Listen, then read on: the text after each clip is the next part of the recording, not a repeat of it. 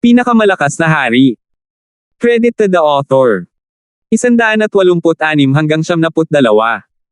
Ang mga pangalan po na nandito ay galing sa mga name generator. Kaya kung meron man pagkakatulad sa mga pangalan ng totoong tao o lugar, ito ay tunay na hindi sinasadya. Treasury ng castle. Nang bumalik si Francis sa protective array, bahagyang nakabawi ito.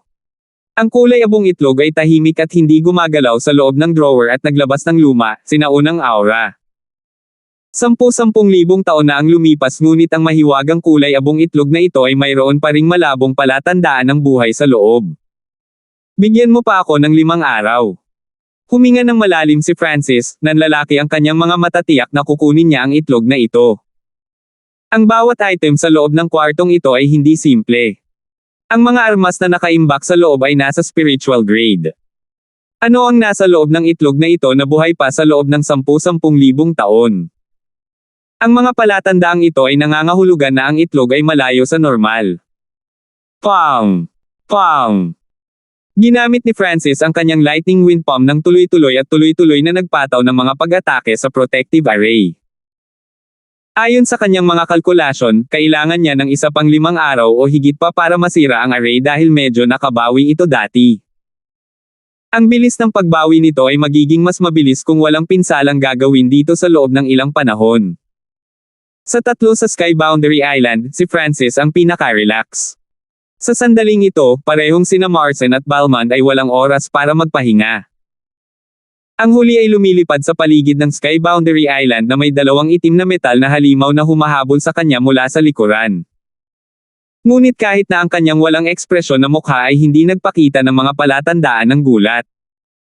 Si Balmond ay may long at isang gold-green shirt na may isang pares ng pakpak na nakausli sa likod, na nagpapahintulot sa kanya na mabilis na lumipad sa paligid. Kapag umabot sa isang desperado na punto, si Balmond ay humigop mula sa long. Ang Clear Sky Spiritual Liquid na ito ay talagang mahusay. Maaari nitong mabawi ang aking buhay. Isang confident na ngiti ang nabuo sa labi ni Balmond. Ang Clear Sky Spiritual Liquid ay isang maalamat na bagay na maaaring magbalik ng isa mula sa bingit ng kamatayan, na nagpapagaling ng karamihan kung hindi lahat ng mga pinsala. Ang likidong ito ay hindi isang simpleng spiritual pill, ito ay may kakayahang muling maglagay ng buhay. Si Balmond ay umiinom ng kaunting paghigop tuwing kalahating araw at ang kanyang enerhiya ay muling maaabot ang pinakamataas nito. Kung ikukumpara sa kanya, nahihirapan si Marsden. Makatakbo man lang si Balmond nang hindi masyadong nagsisikap. Ang true force ni Marsden, mental energy, life. Technically, nauubos na ang lahat. Ang pangalawang itim na metal na halimaw ay maihahambing sa 4th sky sa ikalawang paglitaw nito, at makalipas ang 2 araw, naabot na nito ang bilis ng 5th sky. Mabilis na lumipas ang oras. Sa 13 araw ng pagtugis, ang 31 araw ng paglilitis. Dapat mahigit 1 buwan na ngayon. Malabo ang kamalayan ni Marsden, at naabot na niya ang kanyang limitasyon sa lahat ng paraan na maiisip. Gusto niyang pumunta sa matataas na Torre Forest at ulitin ang kanyang plano, ngunit nauwi ito sa kabiguan. Ang Yao Beast King ay nasugatan din mismo ng patayin nito ang itim na metal na halimaw at nagpapagaling sa isang lugar. Lumulutang Crest Palace. Sa 32 araw ng paglilitis. Weng! Kumilat ang pinto at isang pagod na figure ang lumitaw sa pasukan. Ganyan. Bulalas ng unang elder habang nag-iiwan ng serye ng mga after images at lumitaw sa tabi ni Marsden. Pagkatapos ay nagpadala siya ng mahinahon at malambot na true spiritual force sa katawan ng huli. Ang mga nasa true spirit realm ay dumaan sa 7 beses ng malalaking pagbabago, at ang kanilang true force ay may matinding liksi. Ito ay dahil dito ang kanilang buhay ay maaaring umabot sa 300 taon, isang bagay na hindi maisip ng mga mortal. Ito ay dahil sa pagkawala ng buhay. Inabot ni Lola Rochelle ang isang spiritual pill na tila mahal. Malapit na. Muling lumitaw ang kulay sa mukha ni Marsden, habang nagawa niyang tumikim, "Guro, gaano ako katagal?" Malabo na ang kanyang kamalayan nitong mga nakaraang araw, at hindi niya alam kung paano siya nakalabas. 32 araw. Ang iyong tala ay lumalapit sa Emerson Master. Nakangiting nagsalita ang unang elder. Walang ibang tao na tumagal ng higit sa 1 buwan sa nakalipas na 100 taon bukod sa Emerson Master. Nang marinig ito, bahagyang nalungkot si Marson. Hindi niya sinira ang record ng Emerson Master. Bagamat pareho silang tumagal ng higit sa 1 buwan, ang Emerson Master ay tumagal ng higit sa kanya sa kabuuan. Gunner, ano ang iyong huling resulta at mga gantimpala? Tanong ni unang elder na may pananabik. Ang punto ng floating crest trial ay upang makakuha ng mga reward, at kung mas mataas ang marka ng isang tao, mas maganda ang mga reward. Nakamit ng alagad dito ang 457 puntos. Medyo proud si Marson nang tawagin niya ang kanyang score. Ang mga elder at clan master ay tumango sa kanilang mga ulo na may papuri. Si Marson ay kung tutuusin, ang nangungunang kalahok na disipulo at ang kanyang marka ay madaling nalampasan ang pinakamahusay na mga marka ng mga nakaraang pagsubok. Sa mga tuntunin ng mga reward, nakakuha si Marson ng pinakamataas na grade mortal weapon at martial arts pati na rin ang iba pang kayamanan na nalampasan si Fulton at ang kumpanya. Peak grade mortal weapon. Not bad? Not bad. Lumakas muli ang clan. Walang ibang nakakuha ng pinakamataas na grade mortal weapon sa nakalipas na 10 pagsubok maliban kay Brother Emerson. Tuwang-tuwa ang mga matatanda nang marinig nila ito. Sa clan, tanging mga elder tier na tao lang ang may karapatang gumamit ng peak grade mortal weapons, at mas mahina lang sila kaysa sa spiritual na armas. Malamang na hindi magagamit ni Marson ang lahat ng pinakamataas na grade mortal weapons power at kaya ibibigay ito sa clan kapalit ng iba pa. Talagang nakaaaliw ang pagganap ni Gan. Ang kanyang marka ay nasa likod lamang ni Brother Emerson sa nakalipas na 100 taon. Ngumiti si Elder Mace, ngunit medyo nabigo pa rin si Marson. Ang dami ng mga araw na inabot niya pati na rin ang kanyang huling marka ay parehong mas mababa kaysa sa Emerson Master at hindi nasira ang 100 taon na record.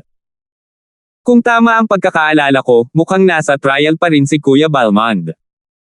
Sabi ni Marson na hindi sigurado. Wala siyang magawa nang banggitin niya si Balmond.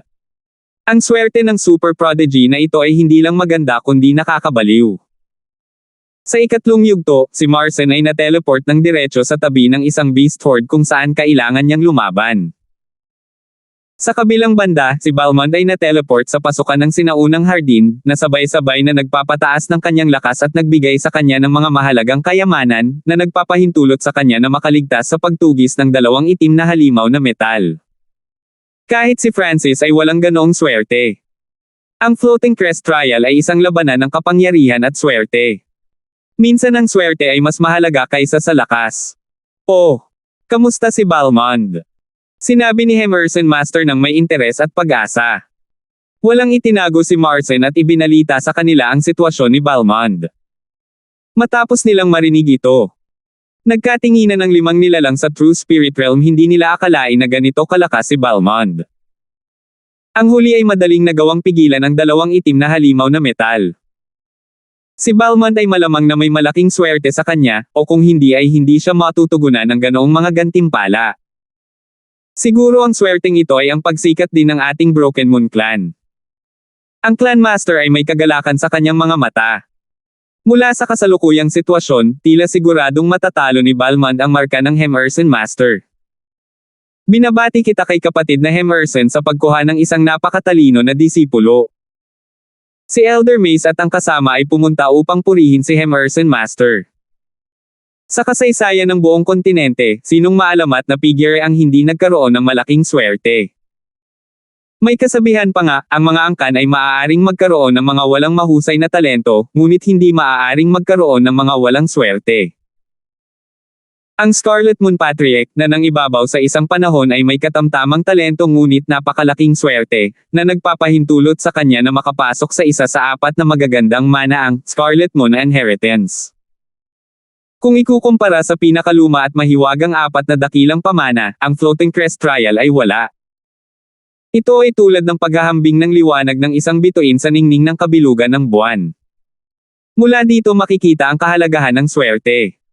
Walang pag-aalinlangan, ang mga hinaharap na prospect ni Balmond ay mukhang mahusay.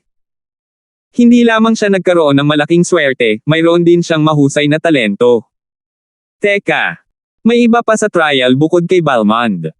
Biglang sabi ni Emerson Master. Nagsalubong ang kilay ni unang elder habang nag-iisip. May ibang tao. Huminto ang mga elder at pinag-isipan itong mabuti. Tila may tao pa rin bukod kay Balman sa paglilitis. Yung batang yon. Nagsalubong ang mga kilay ni Elder Mace. Ibang tao. Nanginig ang puso ni Marcin nang medyo naging pangit ang kanyang ekspresyon, sinabi lang ng mga elder na may ibang tao na hindi lumabas bukod kay Balmond. Matapos malaman ang balitang ito, yumanig ang mga alon sa kanyang puso. May iba pa kayang nakahigit sa kanya bukod kay Balmond. Bale natalo man siya ni Balmond dahil napakaswerte ng huli at super genius. Gunner, nakakita ka na ba ng mga bakas ni Francis sa ikatlong yugto? Tanong ng unang elder. Masama ang pakiramdam niya. Brother Hanford. Bahagyang huminto si Marcin. Hindi siya naniniwala na ang taong iyon ay si Francis. Pagkatapos ay tumugon siya, ang disipulo ay hindi nakakita ng anumang bakas sa kanya mula nang pumasok ako sa ikatlong yugto. Nang marinig ito, bahagyang nagbago ang ekspresyon ng First Elders. Pwede bang? Si Elder Mace ay natutuwa sa kanyang mga mata, habang ang mga mata ni Emerson Master ay puno ng panunuya. Si Lola Rochelle at ang iba ay nasa malalim na pag-iisip. Sa Floating Crest Trial, bukod sa pumasa at nabigo, may isa pang kinalabasan: kamatayan. Tunay na kamatayan. Bagamat ang Floating Crest Trial ay isang matuwid na lupain ng mana, hindi nito ganap na maprotektahan ang buhay ng mga kalahok. Sa mga nakaraang pagsubok, may mga halimbawa ng totoong kamatayan, at bagaman hindi ito madalas mangyari, normal pa rin ito. Malapit na. Tinawag ng unang elder sina Roldan, Fulton, Rina at ang iba pa sa mga pumasok sa ikatlong pagsubok. Isang beses ko lang nakita si Brother Hanford bago magsimula ang pagtugis. Ang sagot ni Fulton at ang sagot ni Rina at Rochelle ay pareho. Tila mula pa noong simula ng pagtugis, si Francis ay nawala ng walang bakas. Ang kanilang mga sagot ay teknikal na pareho. Inaasahan na kahit na si Marcin ay hindi nahanap ang mga bakas ni Francis, ang katotohanan ay tila lumitaw. Huminga muna ng malalim si Elder, pumikit, at tumahimik. Ang mga taong naruroon ay tahimik lamang na nanalangin para kay Francis, at sa kanilang lahat, ang mga mata ni Rina ay namula. Si Fulton lang ang may kakaibang mukha. Nang maalala niya ang kumpiyansa na ugali ni Francis, naramdaman niya na ang lahat ay hindi kasing simple ng tila. Pagsubok sa lumulutang crest. Ang 33 araw. Ang treasury sa loob ng castle. Crack! Nabasag ang pinakamahinang puting glow ng liwanag, ibig sabihin ay nawasak ang protective array. Agad na dumukot si Francis patungo sa misteryosong itlog na may pinanibik at pagod. 187 karagatan ng baging. Ang itlog ay halos kasing laki ng kamao at ito ay mapurol na kulay abo. Ang shell ay may mga inukit dito na mukhang simple ngunit malalim sa parehong oras.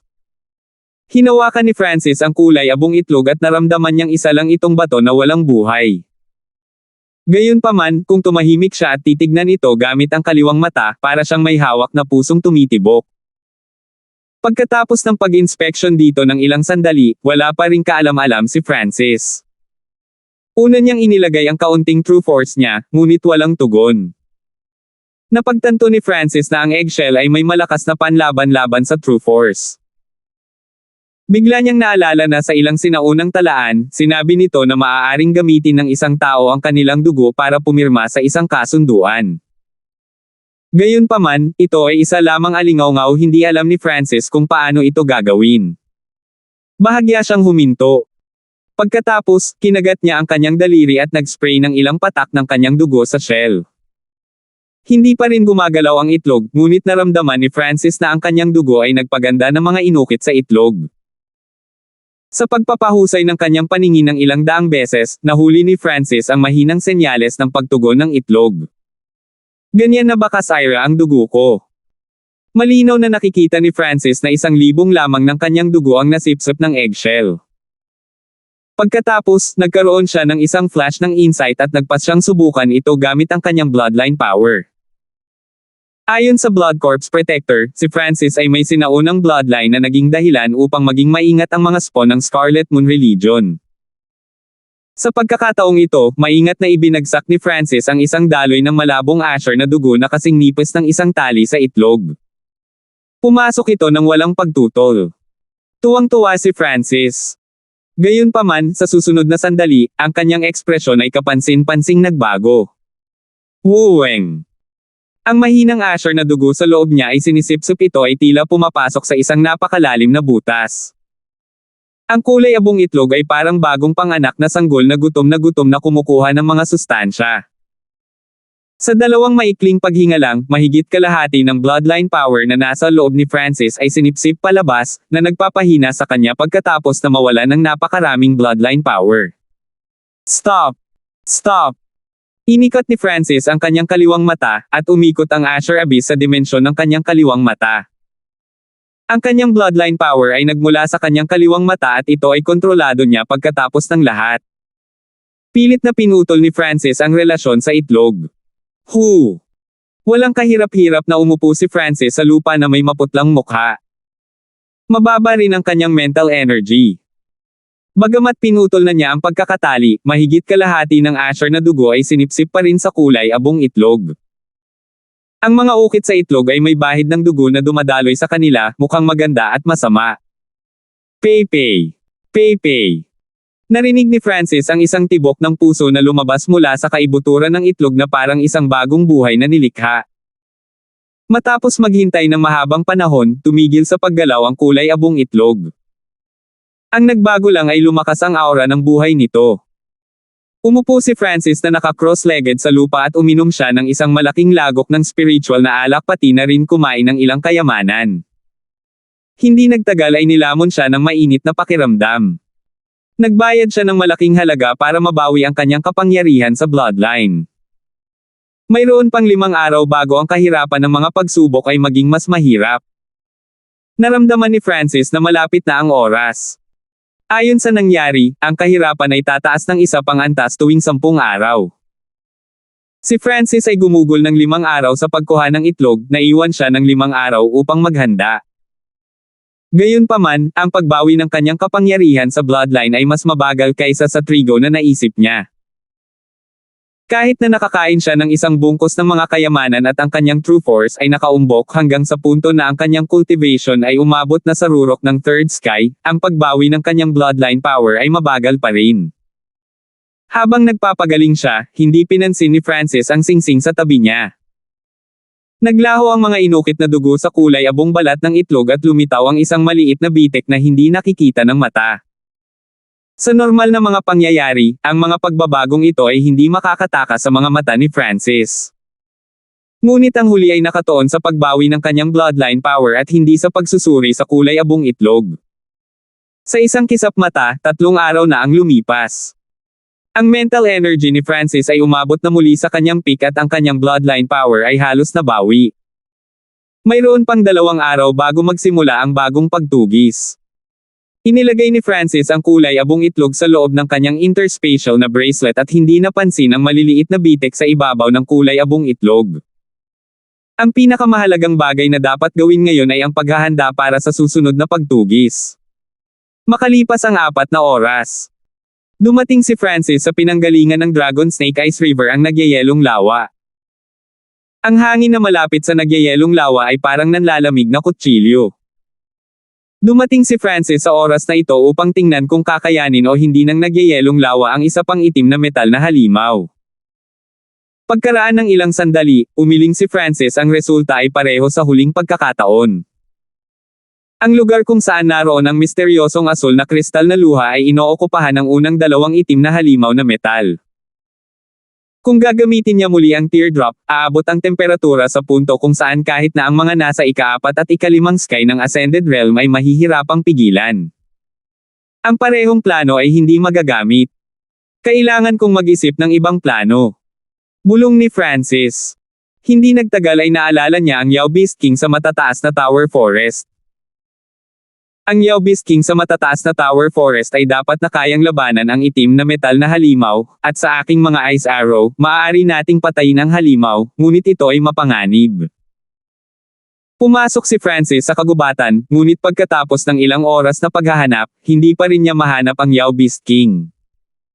Sa isang tiyak na lugar sa kagubatan, nakita ni Francis ang isang pinaso na butas sa lupa. Tila isang malaking labanan ang naganap dito. Nagamit na ang planong ito, at malamang na si Brother Yang. Dahil nabubuhay siya sa True Spirit Realm, ang Yao Beast King ay may mataas na katalinuhan at ang parehong plano ay mahirap magtagumpay ng 2 beses. Muling itinanggi ni Francis ang planong ito. Desidido siyang umalis sa matataas na Torre Forest at dumating malapit sa karagatan ng Baging. Ang karagatan ng Baging ay isa ring ipinagbabawal na zona sa Sky Boundary Island. Muntik nang mawala ng buhay si Francis noong huling narito siya. Kung tama ang nakikita ko, mayroong isang Vine King sa gitna ng Vine Ocean at may hindi kapani-paniwalang lakas. Mukhang isa ito sa buong karagatan. Si Francis ay nakatayo sa malayo at nagbigay ng konklusyong ito pagkatapos mag-inspeksyon ng mahabang panahon. Kung tama siya, ang buong karagatan ng Baging ay bahagi lamang ng Hari ng Baging mismo. Kung gayon, ang lugar na ito ay tiyak na isa sa mga pinaka-nakakatakot na pag-iral. Ang dahilan kung bakit sinabi niya ang isa sa, ay dahil nakakita si Francis ng mas nakakatakot na nilalang. Noong una niyang scout ang Sky Boundary Island, nakahanap si Francis ng bundok. Ang napakalaking bundok ay talagang isang mountain monster na mahimbing na natutulog. Hindi man lang mahulaan ni Francis kung gaano ito kalakas, ngunit mula sa malalim nitong aura, tila kaya nitong patayin ang mga nasa True Spirit Realm na kasing dali ng pagtapak sa mga langgam. Hanggang sa ito ay naging pinakamasama sa pinakamasama, ayaw ni Francis na masaktan ang mountain monster. Sa makatuwid, pinili niya ang karagatan ng Baging sa halip. Kanina pa siya nakapunta dito at medyo pamilyar. Para sa susunod na araw, sinuri ni Francis ang lugar na malapit sa karagatan ng Baging gamit ang kanyang kaliwang mata. Sa oras na ito, 2 tao na lang ang natitira sa buong Sky Boundary Island, sina Francis at Balmond. Nakita ng kaliwang mata ni Francis ang huli ng maraming beses mula sa malayo, ngunit si Balmond ay nakatuon sa pagtakbo palayo at hindi nahanap si Francis. Ang swerte ng lalaking ito ay napakabuti. Nakasuot siya ng kakaibang sando at may long. Kinagat ni Francis ang kanyang dila. Kakayanin ni Balmond ang pagtugis ng 2 itim na halimaw na metal hanggang dito. Mabilis na lumipas ang oras at magsisimula na ang ikatlong pagtugis. Parehong naghanda sina Francis at Balmond. Sa ika-38 araw ng paglilitis. Weng! Weng! Isang kumikislap na puting pinto ang lumabas sa kaliwa at kanan ni Francis ng sabay, at mula rito, may malabong figure na nagradiated ng nakakatakot na aura. Ano? Mayroong higit sa isa. Naramdaman ni Francis ang 2 nakamamatay na aura. 2 itim na halimaw na metal pagkatapos ay lumitaw 10 yarda ang layo sa kanyang kaliwa at kanan. Takbo! Ginamit ni Francis ang kanyang bloodline power, naging isang transparent na figure na lumipad patungo sa lugar sa itaas ng karagatan ng Baging.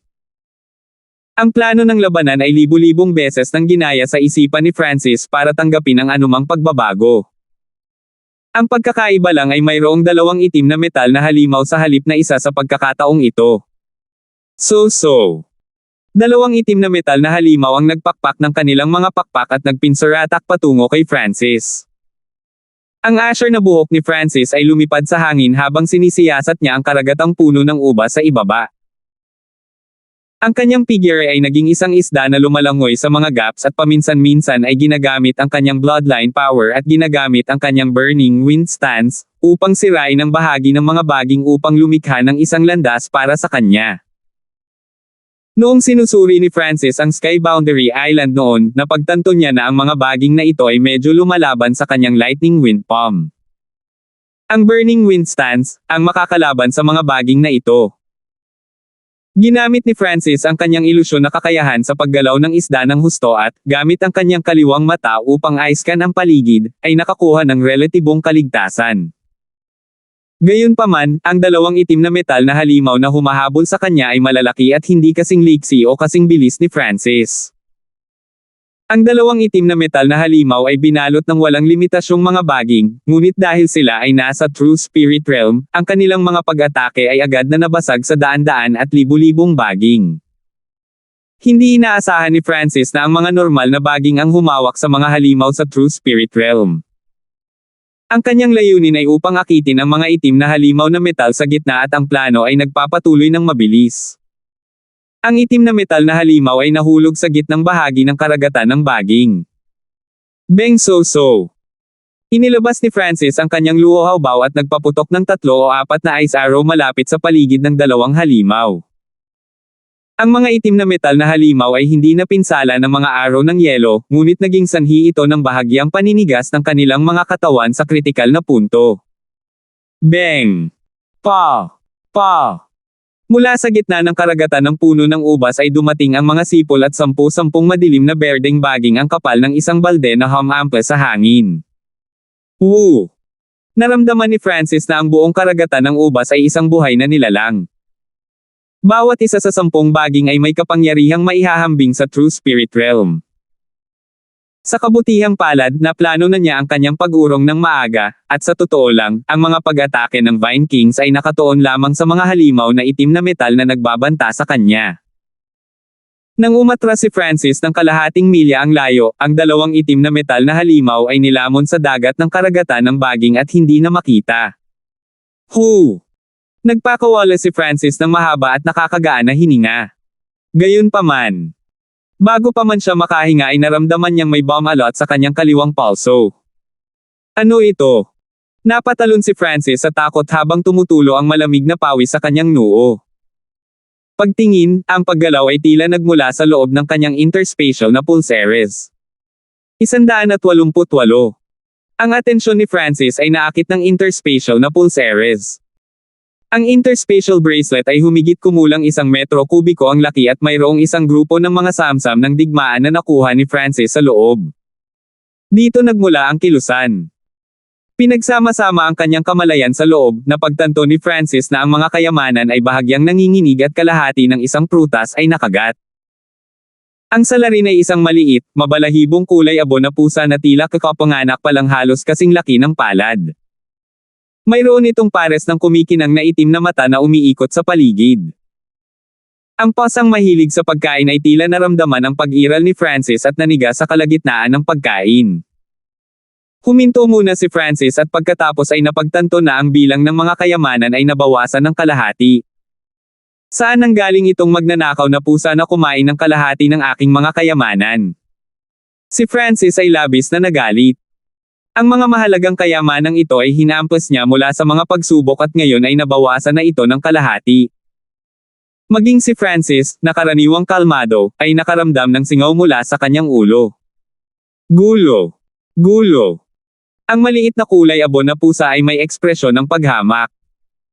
Itinaas nito ang flagon ng alak at nagsimulang uminom mula rito. Hoy! Spiritual wine ko yan. Bulalas ni Francis at kinuha ang flagon ng alak gamit ang kanyang isip.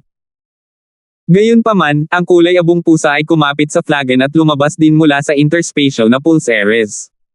Meow. Ang kulay abong pusa ay sumipsip ng husto at nagpahayag ng mga ekspresyon ng kasiyahan. Saan galing itong magnanakaw na pusa? Baka. Natigilan si Francis nang hulaan niya ang pinanggalingan ng maliit na kulay abong pusa. Mayroon lamang ilang mga sirang shell kung saan nakalagay ang kulay abong itlog sa sulok ng interspatial bracelet. Walang alinlangan, ang magnanakaw na pusa na ito ay nagmula sa itlog, ngunit hindi pa nakarinig si Francis ng mga pasang napisa mula sa mga itlog dahil ito ay isang mamal.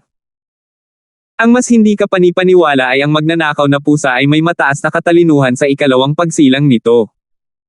Dahil sa mga pagkilos na parang tao, mas naging parang matandang Zorro na lang.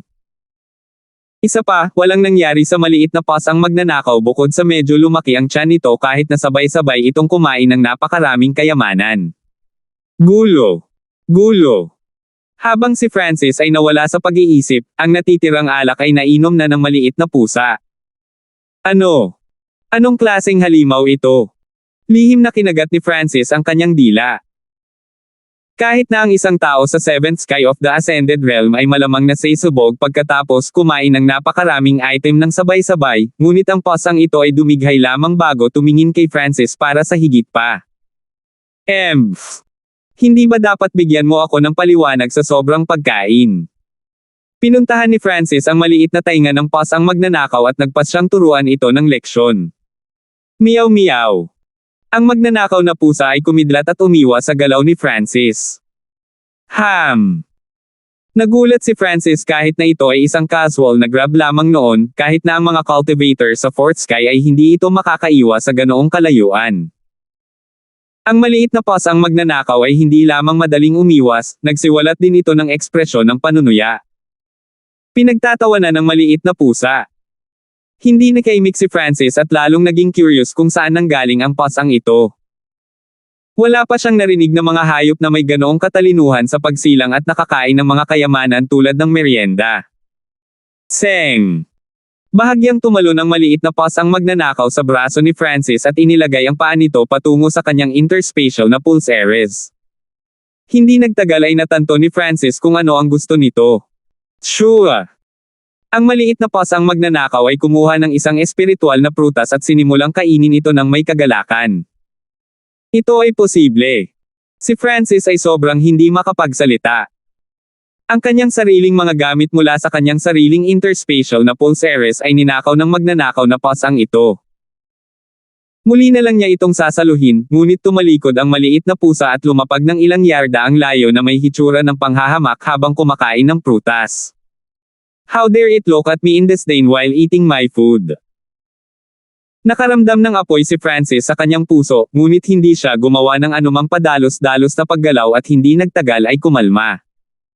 Maging siya ay walang tiwala sa paghuli ng pusa dahil sa liksi nito. Kung siya ay kumilos ng padalos-dalos at hinayaan itong tumakas, kung gayon hindi ito katumbas ng halaga. Kailangang malaman ng isa na walang kasunduan sa pagitan ng dalawa, kaya walang relasyon sa pagitan nila. Isa pa, sa hitsura nito, ang munting pasang magnanakaw ay tila walang respeto sa Panginoon na ito na gumising sa kanya. Matapos kainin ng espiritual na prutas, ang maliit na pasang magnanakaw ay ngumiti kay Francis ng may pang-aalipusta. Meow meow. Ikinaway ng maliit na pusa ang mga kuko nito na parang nagsasabi ng paalam pagkatapos ay tumalikod at umalis. Tumakbo. Malamig na tumawa si Francis, kumain na ito ng napakaraming kayamanan at gusto nang umalis ng ganoon lang. Upang makuha ang itlog na ito, nag-aksaya siya ng 10 araw sa pagsubok. Paano ito makakaalis kung gusto nito? Seng! Seng! Ang maliit na pasang magnanakaw ay lumingon sa ilang sandali at pinagtawanan si Francis. Halos marinig ng huli ang ibig nitong sabihin, ang isang tulad mo ay gustong maging Panginoon ko. Ang talino ng maliit na pasang ito ay hindi lamang mataas, ito ay napakataas dahil alam nito ang layunin ni Francis. Ibig sabihin, hindi ko nahahayaang tumakas ka palalo. Huminga ng malalim si Francis at ibinaba ang kanyang eye patch, ipinakita ang isang matalas na azure na mata na nagbigay ng nakakapangilabot sa pusong mental energy. Sa mga tuntunin ng bilis, si Francis ay mas mabilis kaysa sa maliit na pasang magnanakaw, ngunit sa mga tuntunin ng liksi, ang pusa ay kasing laki lamang ng palad at si Francis ay parang isang clumsy na higanti. Sa makatuwid, kinuha ni Francis ang kanyang hakbang sa pagpatay. Binuksan niya ang kaliwang mata at binabantayan ang bawat galaw ng pusa. Kasabay nito, ginamit niya ang kanyang mental energy para ma-distract ang magnanakaw na pusa ngunit hindi niya ginamit ang kanyang mental energy sound attack dahil nag-aalala siyang mapahamak ang pusa dahil parang kakapanganak pa lang nito. Meow meow. Ang maliksi na maliit na pusa ay biglang nanigas nang lumingon ito kay Francis at bakas ng takot ang lumitaw sa itim nitong mga mata. Ang pares ng mga itim na mata ay nakatingin mismo sa azure eye ni Francis at nagsimulang manginig. Bahagyang nagulat si Francis, dahil hindi niya inaasahan na ang maliit na pusa ay sumuko ng ganoon kabilis. Gayunpaman, ang kanyang instincts ay nagsabi sa kanya na ang pusa ay hindi napigilan at natatakot lamang sa kanyang kaliwang mata. Meow meow. Ang maliit na pasang magnanakaw ay tumitig sa kaliwang mata ni Francis nang may takot, ngunit ang takot ay nawala kaagad at napalitan ng masunuring tingin. Natarante si Francis habang binababa niya ang eye patch. Seng! Ang maliit na pusa ay tumalon sa mga balikat ni Francis sa sarili nitong kusa. Meow meow. Inabot ng maliit na pasang magnanakaw ang dalawang maliliit na paa nito at sinimulang imasahe ang likod ni Francis.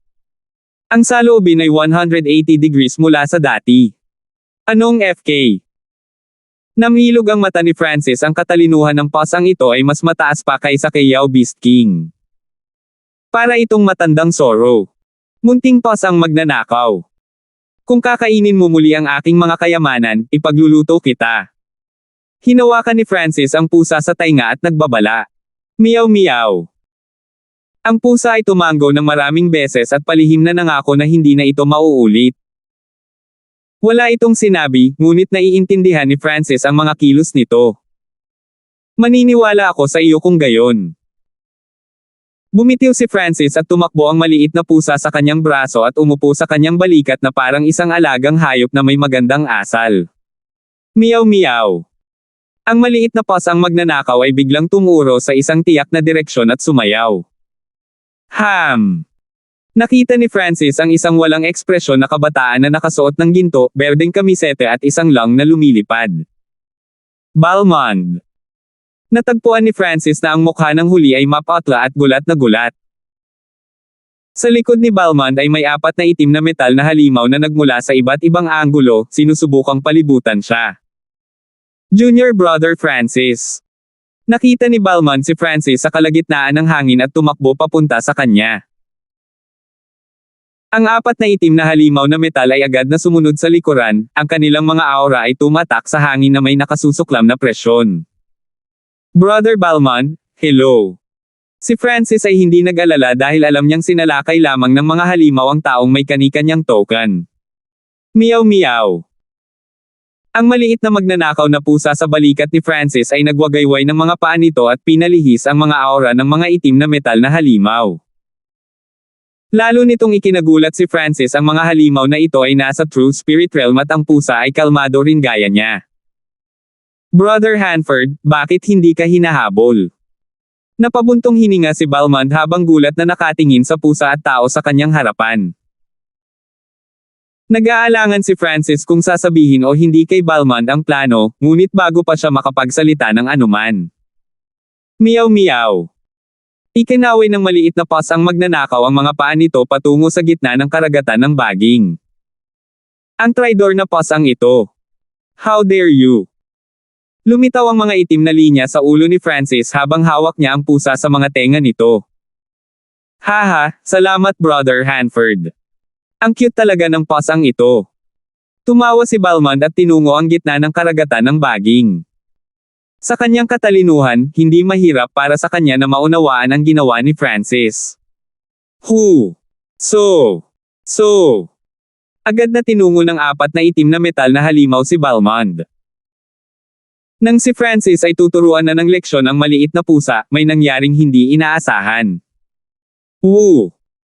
Isang alulong ang tumunog mula sa karagatan ng baging at naglabas ng aura na mas malakas pa kaysa sa Yao Beast King ng matataas na Tower Forest. Napasigaw si Balmond at hinaila pababa sa mga baging. Sa isang kisap mata, si Balmond ay nilamon ng hindi mabilang na mga baging.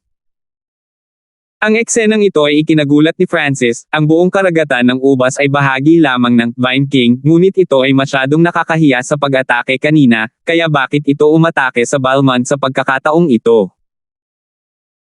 Tiningnang mabuti ni Francis at napagtanto na kinuha ng isa sa mga baging ang lung ni Balmond sa kanya at papunta sa pinakasentro ng karagatan ng baging. Hindi nakakapagtaka. Gusto ng Vine King ang lung ni Balmond. Meow meow. Ang munting pasang magnanakaw ay nagwagayway ng mga paa nito sa isang sayaw ng tagumpay at nagsiwalat ng isang matamis na ngiti. Fuck! Niloko ng pasang ito si Balmond. Napakakulay ng ekspresyon ni Francis habang tinatitigan niya itong munting pasang magnanakaw. Kasabay nito, ang karagatan ng baging. Yung pasang yon. Ang walang ekspresyon na mukha ni Balmond ay nabaluktot sa matinding galit. Walang limitasyong mga baging ang bumalot sa kanya at sinipsip ang kanyang dugo. Weng! Ang floating crest token na nasa loob niya ay nagbigay ng berdeng kinang at bumalot sa kanyang katawan, na naging dahilan upang mawala siya sa susunod na sandali. Hindi niya akalain na lalabas siya sa pamamagitan ng panluloko ng isang maliit na pusa. Nakakahiya kung sasabihin niya sa iba. Meow meow. Bago siya mawala, narinig ni Balmond ang mapangasar na tawa ng maliit na magnanakaw na pusa. 189. Ang ika-38 araw ng Floating Crest Trial. Weng! Isang ilaw ang kumislap sa pasukan ng palasyo at lumitaw ang isang kabataan. Ang kanyang ekspresyon ay medyo pangit, ngunit walang nakakaalam kung ito ay dahil sa panghihina o masama ang pakiramdam. Moir. Brother Balmond. Bulalas ng galit si Emerson Master at Roldan. Sa sandaling ito, ang lahat ay tumingin kay Balmond na isang super prodigy. Nakaligtas sa loob ng 38 araw. Ang score na ito ay mas mahusay kaysa kay Brother Emerson mula sa taong iyon. Sa katunayan, mula sa isang dakilang guro ay nagmumula ang isang dakilang disipulo. Bahagyang naiinggit sina Lola Rochelle at Elder Mace. 100 taon na ang nakalilipas, ang Broken Moon Clan ay nagsilang ng isang henyo Emerson Master. At ang kanyang alagad ay mas mabuti pa dahil natalo niya ang record ng kanyang mga Panginoon. Ang bawat hakbang, bawat mahabang minuto sa pagsubok sa mga huling yugto ng pagsubok ay mahirap. Isang maliwanag na ngiti ang lumitaw sa mukha ng Clan Masters. Ito ay isang tunay na ngiti. Hindi mahalaga kung si Balmond ay kanyang alagad. Hanggat ang clan ay may ganitong henyo, ito ay mabuti. Gayunpaman, sa ilalim ng mga tingin ng lahat, si Balmond ay hindi nagpakita ng mga palatandaan ng kaligayahan. Sa kabaligtaran, ang kanyang ekspresyon ay bahagyang pangit. Ngunit walang pumapansin dito dahil kadalasan ay ganito ang kinikilos ni Balmond. Moir, ano ang final score mo? Ang tanong ng Emerson Master ay kung ano ang interesado sa lahat. Si Balmond ay walang duda, ang nangungunang tao sa pagsubok na ito. Talagang nasira niya ang 1000 taon na record at siya ay isang taong sumire kay Marcen, na pumangalawa sa mga pangunahing disipulo. 928. Walang ekspresyong sabi ni Balmond. 928. Nag-uusap ang lahat nang marinig nila ito. Maging ang Emerson Master ay nagulat. Paano kaya siya nakakuha ng ganito kataas na marka? Halos umabot na ng 1,000 puntos si Balmond. Si Brother Emerson ay tumagal ng 34 na araw, ngunit ang kanyang marka ay hindi kahit 600. Nagkatinginan ng mga matatanda sa isa't isa. Hindi lang nagtagal si Balmond, nakakatakot din ang score niya. Ang score na ito ay dapat na sinira ang 1,000 taon na record ng Floating Crest Palace. Naantig ang unang elder. Sinira ang 1,000 taon na record. Lahat ay tumingin sa kababalaghang ito nang hindi makapaniwala. Masyado siyang malakas. Hindi lang siya nauna, sinira niya ang record ng Emerson Master pati na rin ang 1,000-year record. Pakiramdam ng lahat ay kumukulo ang kanilang dugo habang nasasaksihan ang tagpong ito. Malapit na. Ang mga samsam sa digmaan ni Balmond ay kinuha at ilang beses silang mas mahusay kaysa kay Marcen. 2 XP class na kasanayan. 3 XP grade mortal na armas. Daan-daang iba pang random na item na may humigit kumulang kalahati ng mga ito na may halaga ng isang mortal na armas. Ang mas nakakatuwa ay nakatanggap si Balmond ng isang spiritual class skill. Espiritual na kasanayan sa klase. Ito ay magiging isang heirloom sa clan at kahit na ang mga elder ay maaaring hindi ito makabisado. Kailangang malaman ng isa na ang mga kasanayan sa espiritual na klase ay napakabihirang sa kontinenteng ito at marami ang nawala. Isang dagdag na espiritual na kasanayan ang nagpapataas ng lakas ng clan. Dahil ang taong tinitigan ng may kagalakan, pananabik at pagkasindek, hindi ipinagmamalaki o natuwa si Balmond. Sa kabaligtaran, ang kanyang ekspresyon ay naging mas pangit. Moir, hindi ka lang nauna sa trial, tinalo mo rin ang master mo, Ice, at ang 1,000-year record. Ipinagmamalaki ka ng clan. Nakangiting nagpupuri si Elder Emerson. Isang karangalan mismo ang maging guro ng gayong henyo. Guro. Sa wakas ay nagsalita si Balmond, ngunit may bahid ng guilt sa kanyang boses. Moir, anong nangyari? Balmond, may sasabihin ka ba o may gusto ka? Pwede mong sabihin sa amin. Ang elders at clan master ay tumingin kay Balmond, nagtataka. Halatang hindi normal ang ekspresyon ni Balmond. Tulad ng sinabi ng clan master at ng mga elder, maaaring nasira ko ang 1,000 taon na record, ngunit hindi ako nauna sa pagsubok na ito. Huminga ng malalim si Balmond at mapait na sinabi. Ano? Anong ibig sabihin nito?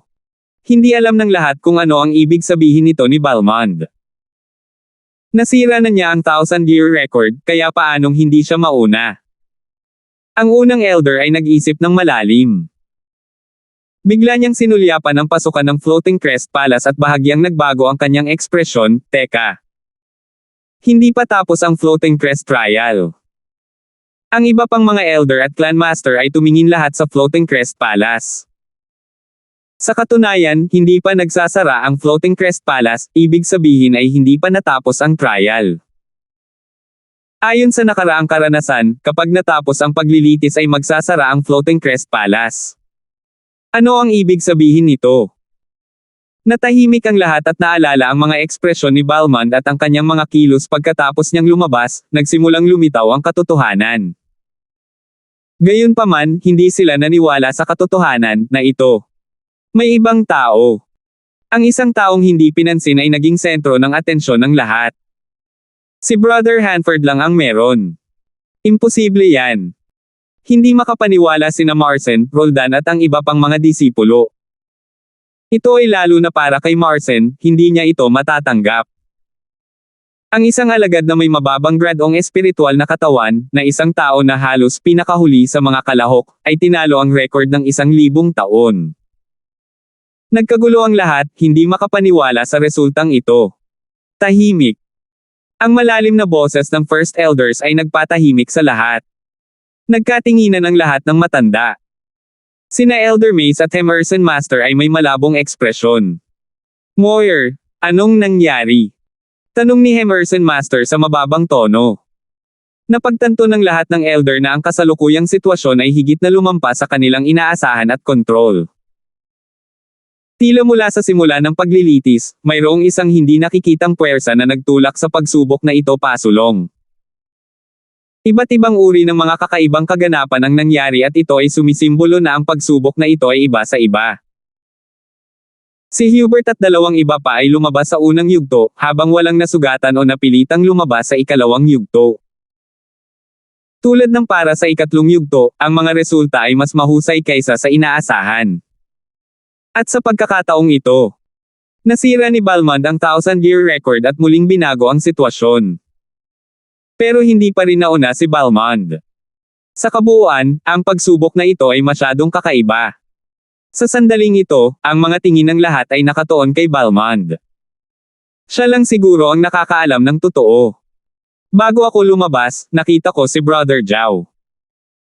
Sa wakas ay ibinuka ni Balmond ang kanyang bibig at nakaramdam siya ng labis na inis at pagkadismaya nang maisip niyang dayain siya ng maliit na pas ang magnanakaw. Brother Hanford. Francis. Paanong naging siya? Marcen, Roldan at kasamahan. Lahat ay natigilan dahil sa hindi makapaniwala. Matatanggap nila ito kung ito ay isang super genius tulad ni Balmond na nauna. Mararamdaman lang nila na walang magawa. Gayunpaman, hindi nila ito matatanggap kung si Francis iyon. Balmond, pag-usapan ang iyong karanasan. Ang mga pilikmata ng Clan Masters ay kumikislap. Sinimulan ni Balmond na sabihin kung ano ang kanyang nakatagpo. Ang disipulo dito ay nakaligtas pa rin ng 1 o 2 araw, ngunit hindi ko akalain na makikilala ko si Brother Hanford sa oras na ito. Ang kakaiba ay, hindi siya hinahabol ng mga halimaw na itim na metal. Speaking up to here, nagsalubong ang kilay ni Balmond. Hindi ba hinahabol ng mga halimaw na itim na metal? Paano ito naging posible? Natigilan ang mga kalahok na alagad habang umiiling. Kakaiba rin ang pakiramdam ng alagad dito, kaya tinanong ko si Brother Zhao. Gayunpaman, siya at ang tusong pasang iyon ay niloko ako sa karagatan ng baging kung saan pinatay ako ng Vine King, sa isang pag-iisip at nawalan din ako ng clear sky spiritual liquid. Puno ng pait ang boses ni Balmond at bahagyang nanginginig ang kanyang nakakuyong na mga kamao. May galit at puot sa kanyang mga mata habang iniisip niya, Francis. Niloko mo ako ng husto. Walang makakaluta sa awayan natin. Matuyong pusa. Naunawaan ni Emerson Master ang puntong ito. Parang isang alagang hayop ang nakuha ni Brother Hanford sa paglilitis. Hindi masusukat ang katusuhan. Kung hindi, mas magiging maganda ang marka ng disipulo. Sa pag-iisip kung paano siya nalinlang ng maliit na pas ang magnanakaw, nagngangalit si Balmond. Hindi niya masabi na niloko siya ng isang pusa, kaya inilagay niya ang lahat kay Francis. Napakasama ng Francis na ito. Pinalayas muna niya sina Yuan Hao at Hubert, pagkatapos ay sinaksak si Roldan. Ngayon kahit si Balmond ay niloko niya. Si Elder Mace ay labis na nagalit, ngunit wala siyang magagawa. Nang marinig ito, sina Roldan at Co. Nagpahayag ng galit na mga ekspresyon at hiniling nilang disiplinahin si Francis. Sa pag-iisip tungkol dito ng mabuti, si Francis ay naging sanhi ng 4 na tao na lumabas ng maaga, na halos kalahati ng bilang ng mga nakilahok. Sina Hubert at Yuan Hao ay unang sinipa ni Francis sa kailaliman. Si Roldan noon ay ice-sealed ng huli at sapilitang pinaalis. Sa wakas, si Balmond, ang taong nakabasag ng 1,000 taon na record. Hindi lang ako. Nang makita ang mga ekspresyon ng lahat, napagtanto ni Balmond na hindi lang siya ang biktima. Dahil dito ay bahagyang gumaan ang pakiramdam niya. Nagsalubong ang mga kilay ni Lola Rochelle, ang aming Broken Moon Clan ay isang matuwid na angkan. Paano kami nakabuo ng napakasamang disipulo? Tama, masama si Francis. Kahit ang kanyang alaga ay tuso. Ang ibig sabihin nito ay similars attract similars. Bulalas ng Emerson Master. Ang kanyang puso, gayunpaman, ay hindi kalmado. Ryan. Anong uri ng swerte ang nakuha mo sa 2 ganoong talentong disipulo? Clan Master, unang Elder, dapat natin siyang parusahan. Matuwid na sabi ni Elder Mace. Nagkatinginan ng unang Elder at Clan Master. Maaaring hindi ito kasing simple ng naisip natin. Hintayin muna natin na lumabas si Francis. Kalmado ang boses ni Elder. Kahit na may mga problema ang ibang Elder, kailangan nilang tumahimik. Mga nakatatanda, huwag magpagod. Ano man ang mangyari, si Francis ay isang henyo pa rin sa paggawa nito dito. Ang aming pangunahing punto ay ang pag-iisip kung paano siya tutulungang bumalik sa landas ng katwiran sa halip na magpasya kung paano siya parusahan. Nagdikit ang mga kilay ng Broken Moon Clan Masters habang sinabi niya sa elders. Bilang isang babae, medyo mabait siya at hindi siya nakakita ng ganoong kakaibang pagsubok sa lahat ng mga taon na ito.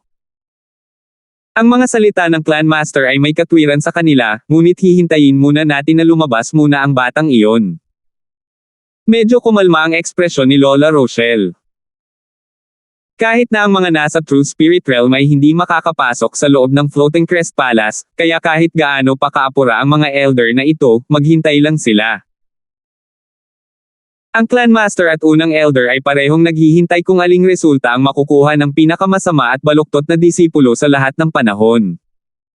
190 Sky Boundary Island. Si Francis na lang ang natitira sa buong pagsubok. Walang ibang nakaabot sa hakbang na ito sa nakalipas na 1,000 taon.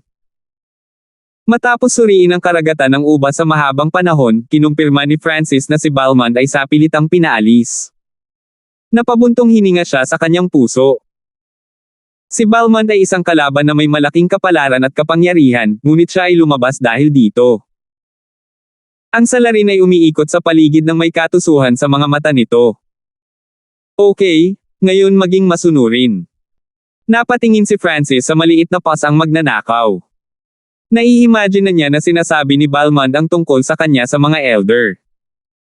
Maaaring mayabang at walang emosyon si Balmond, ngunit madali ba siyang bumitaw pagkatapos na lokohin sa ganoong antas? Miyaw-miyaw. Tumango ang munting magnanakaw, ibig sabihin ay hindi na ito magdudulot ng gulo. Pagkatapos ay humikab ito habang nakaupo sa balikat ni Francis. Makalipas ang ilang oras, bumalik si Francis sa treasury ng kastilyo. Wala pang 10 araw ang natitira. Sinuri ni Francis ang buong treasury. Sa totoo lang, marami pa ring lugar sa Sky Boundary Island na naglalaman ng kayamanan at kayamanan, tulad ng hardin na pinuntahan ni Balmond at ang mataas na tore na pinuntahan ni Marson. Ngunit pinili pa rin ni Francis ang lugar na ito. Ang lahat ng mga bagay dito ay mahalaga.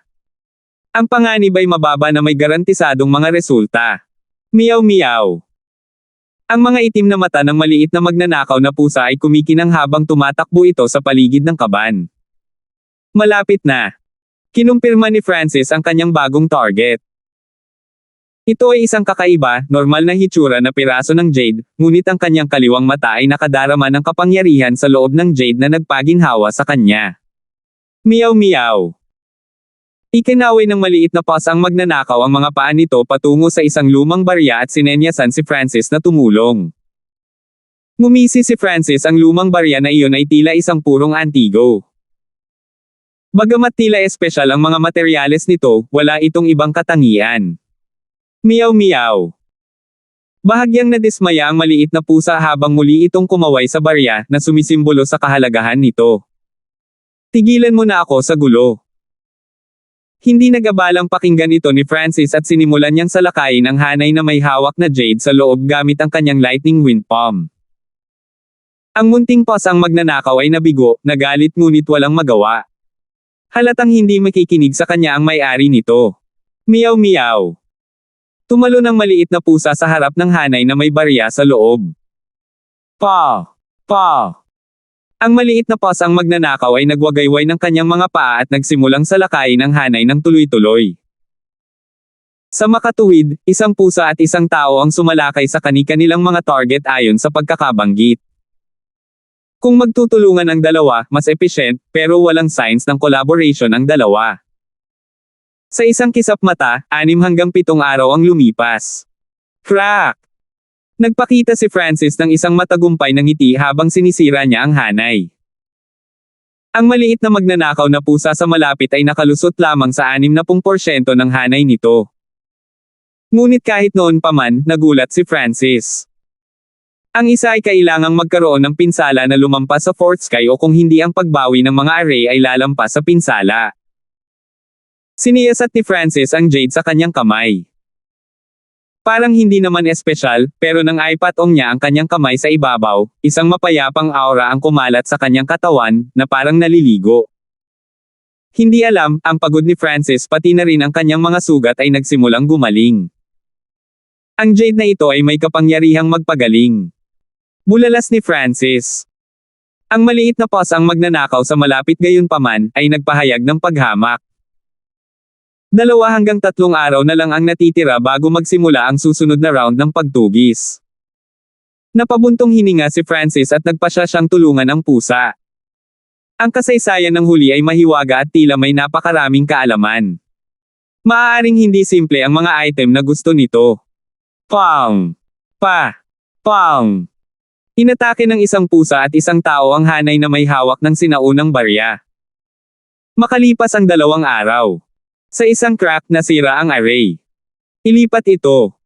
Nag-flash out si Francis at dumukot patungo sa barya. Meow meow. Ang maliit na paws ang magnanakaw ay mas mabilis pa sa kanya at humakbang pasulong, kahit na may panganib na masugitan ito ni Francis. Bagamat inaasahan ito ni Francis, wala siyang nagawa dahil natatakot siyang masugitan ng maliit na pusa. Ang maliit na paws ang magnanakaw ay maingat na sumulyap kay Francis, ngunit hindi pa rin ito nakaramdam ng ligtas at nilunok ang barya sa tiyan nito. Binigyan ni Francis ang puting mata ang maliit na paws ang magnanakaw ay hindi isang normal na kuripot. Na-curious lang siya kung para saan ang barya. Siniyasat niya ito gamit ang kaliwang mata at bukod sa gawa ito sa isang espesyal na material, walang espesyal dito. Hindi nagtagal si Francis sa mga problemang ito dahil kailangan niyang maghanda para sa susunod na round. Kinakalkula ni Francis na magkakaroon ng 3 o 4 na black metal na halimaw na susunod sa kanilang bilis kahit man lang sa 5th sky. Paano niya ito dapat harapin? Ang mga normal na Yao Beast Kings ay walang silbi. Ang mga itim na metal na halimaw ay pinaghigpitan lamang ng bilis, malamang na mas malakas pa sila kaysa sa Yao Beast King sa mga tuntunin ng opensa at depensa. Halos walang buhay na makakaharap sa 4 na itim na halimaw na metal ng sabay-sabay. Mukhang Vine King at Mountain Monster lang ang kayang mag-alaga sa kanila. Bulong ni Francis. 3 hanggang 4 na itim na halimaw na metal ay sobrang nakakatakot. Bukod sa ilang ipinagbabawal na nilalang sa Sky Boundary Island, walang makakapijaw sa kanila. Unang pumunta si Francis sa Vine Ocean at muling siniyasat ito. Bagamat tila kalmado ang Vine Ocean, naramdaman ni Francis ang bahagyang banta mula rito. Meow meow. Ang munting paws ang magnanakaw ay umiling na sinenyasan si Francis na huwag subukan. Paniniwalaan kita kahit minsan lang. Tumalikod si Francis at umalis kasama ang pusa. Sa sandaling ginawa iyon ng dalawa, nagsimulang lumitaw ang magulong alon sa karagatan. Nakakakilabot ang mababang ugong at sipol. Makalipas ang ilang oras, dumating si Francis sa harap ng isang bundok. Meow meow. Napaisip ang munting paws ang magnanakaw habang nakatingin ito sa bundok na nasa harapan nila. Bahagyang humanga si Francis sa kaalaman ng pusa. Siya ay nagdududa kung ang pusa ay isang bagong anyo ng buhay. Ang mga pusa ay mga mamal, at walang mga mamal na napisa mula sa mga itlog.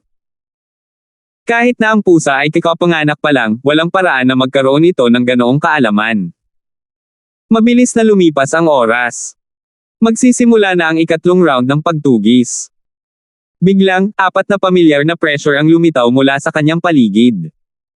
Huweng! Huweng! Huweng! Huweng! 4 na kumikinang na pinto ang lumitaw kung saan lumabas ang isang napakalaking figure mula sa bawat isa. Agad, 4 na True Spirit Realm Aura ang nag-charge pasulong.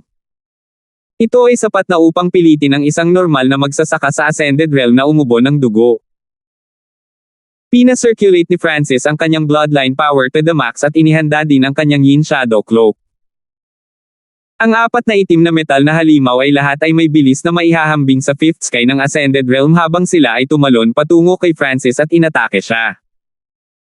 Ang pinagsamang kapangyarihan ng 4 na pag-iral sa True Spirit Realm ay sapat na upang sirain ang isang maliit na bundok. Hiu! Ang transparent na figure ni Francis ay bumagsak sa hangin. Sa isang iglap, sumabog ang kanyang True Force pati na rin ang bloodline power. Gamit ang kapangyarihan ng Yin Shadow Cloak, nalampasan pa niya ang 6th sky. Bagamat saglit lang, mabigat ang ibinayad 1/5 ng kanyang bloodline power ang nagamit. Sa ibaba niya, yumanig ang bundok at tinakpan ng alikabok ang lahat sa radius ng 1 milya. Mahirap isipin kung gaano kalakas ang mga pag-atake ng 4 sa True Spirit Realm para masira ang isang maliit na bundok. Ang plano ay gumana. Lumuwag ang puso ni Francis, ginagamit niya ang pinagsamang pag-atake ng 4 na halimaw para ilipat ang mountain monster sa ibaba. Sa oras na ito, binilisan niya ang buong bilis at inilabas ang kanyang luohawbaw. So. 8 palaso ang tumusok sa hangin na may 2 sumasabog sa bawat halimaw. Bagamat hindi nito masil ang mga ito, maaari nitong bahagyang pabagalin ang mga ito.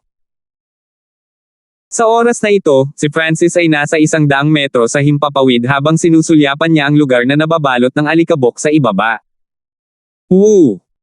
Isang malalim na ungol ang umalangaw-ngaw mula sa kabundukan. Ang tunog na iyon ay parang kampana niyanig nito ang langit at nabasag ang lupa. May kaunting kidlat pa nga na kumikidlat sa kalangitan. Diyos ko! Nanginig ang puso ni Francis. Anong uri ng kapangyarihan ito? Ang ingay lang mula sa paggising nito ay naging sanhi ng pagyanig ng langit. Sumunod ay isang mas nakakatakot na eksena. Ang alikabok na bumabalot ng ilang milya ay hinaila pababa ng hindi kilalang puwersa. Sa isang kisap mata, ang alikabok ay kumupas. Anong uri ng kasanayan ito? Isa lang ang naisip na gawin ng alikabok sa loob ng ilang milya ay bumagsak sa lupa. Honglonglong. Ang bundok sa ibaba ay yumanig na parang may nagising. Ito marahil ang mountain monster na naisip ni Francis. Pang! Pang! Pang! Pang!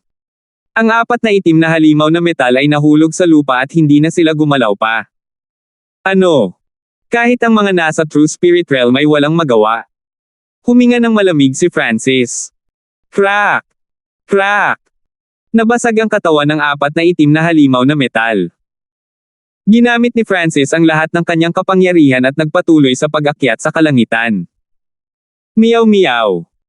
Ang maliit na paws ang magnanakaw ay umakyat sa interspatial na pulsares. Boom! Isang nakakatakot na puwersa ng paghila ang bumalot kay Francis. Wow! Agad na umubo ng dugo si Francis at pakiramdam niya ay saysubog na ang kanyang katawan.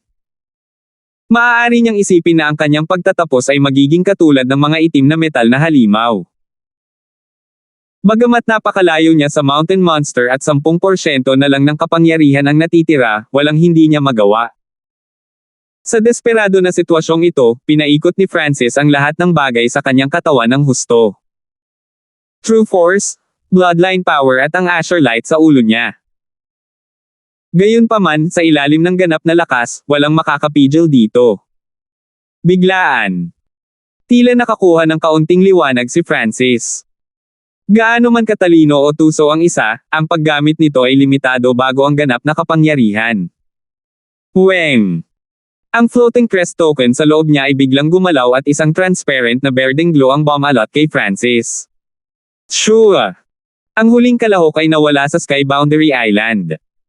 Ang bundok noon ay nabuo na ngayon sa isang halimaw na daang yarda ang taas. Ganyan purong sinaunang bloodline. At ang pasang iyon, ang kumikislap ang mga gintong mata sa halimaw sa bundok. Ilang sandali pa. Huminga ito ng malalim, dahilan para manginig ang mga ulap at muling sumanib sa lupa. Si Francis ay lumitaw sa isang kumikislap na puting dimensyon. Sa pagtutok ng kanyang mga mata, napagtanto niya na ang lugar na ito ay nabuo ng mga espesyal na puting primal na kristal. Shua. Ang Floating Crest Token pati na rin ang Floating Crest Lightning Seal ay lumitaw at nagpatuloy na lumutang sa tuktok ng kanyang ulo. Mga puntos para sa pagpasa sa mga yugto, 720. Mga puntos sa pagganap, 1350. Ang Floating Crest Lightning Seal ay nagbibigay sa iyo ng dagdag na 500 puntos. Huling puntos, 2,570.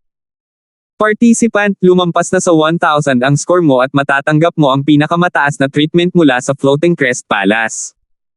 Isang boses ang narinig sa isipan ni Francis. 171. Huling puntos, 2,570. Participant, lumampas na sa 1,000 ang score mo at matatanggap mo ang pinakamataas na treatment mula sa Floating Crest Palace. Tumayo si Francis sa puting kristal na bulwagan, mapatla ang mukha at pinunasan niya ang dugo sa kanyang mga labi. Bago siya namatay, nagulat siya sa eksena ng Mountain Monster. Bago ang kapangyarihang iyon, maging ang mga nasa True Spirit Realm ay mga langgam. Isang puting liwanag ang bumalot kay Francis at nagpadala ito ng alon ng init sa kanyang katawan na nagpagaling sa kanyang mga sugat. Ang alon ng init na ito ay katulad ng jade na nakuha ni Francis mula sa treasury at may mga katangian ng pagpapagaling. Mukhang napakataas ng 2,570. Makakatanggap din ako ng pinakamataas na paggamot. Nakabawi si Francis mula sa kanyang pagkatulala at nagsimula siyang mag-isip tungkol sa sinabi ng tunog. Siya ang huling tao na lumabas sa paglilitis, ibig sabihin, tiyak na siya ang una. Ngunit dahil din sa kadahilanang ito ay hindi niya maikumpara sa mga naunang kalahok. Kadalasan, isang tao lang sa loob ng 1,000 taon ang makakasira ng 1,000-point mark. Kung tungkol sa iyong score, natalo nito ang pinakamataas na score na naitala sa Floating Crest Palace sa nakalipas na 10,000 taon. Ang figure ng isang matangkad at makapangyarihang lalaki ay lumitaw mula sa kung saan. Ang figure ay nilikha ng mga puting ilaw at bagaman hindi ito totoo, mayroon itong isang tiyak na halaga ng katalinuhan. Tiningnang mabuti ni Francis at napagtanto niyang medyo pamilyar ang mga katangian ng taong ito. Bigla niyang naalala ang kabataang nagngangalang Li Ji, sa ilusyon sa kanyan. Ikaw si Li Ji. Hindi napigilan ni Francis na mabigla. Magkamukha lang ang dalawa, ang pinagkaiba lang ay mas mature ang lalaki. Hehe, ako si Li Fuji. Ang figure na nakikita mo ngayon ay isang kaisipan lamang mula sa totoong ako. Paliwanag ng lalaki. Kinagat ni Francis ang kanyang dila. Ang lalaki ay hindi tunay na anyo ng buhay, ngunit mayroon siyang katalinuhan. Meow. Sa oras na ito, ang maliit na magnanakaw na pusa ay umakyat sa interspatial ring at mausisa nitong inspection ang lalaki habang nakaupo sa balikat ni Francis. Nang makita ng lalaki ang maliit na pasang magnanakaw, sumilay sa kanyang mga mata ang pagkasindak ngunit hindi siya nagtanong ng anuman. Kasali, ang iyong score ay lumampas sa 1,000 at maaaring makatanggap ng sumusunod na paggamot. Gamitin ang iyong mga puntos at ipagpalit ang mga ito para sa mga kasanayan, armas at iba pang mga item. Hilingin sa akin na gawin ang anumang bagay sa loob ng aking mga kakayahan.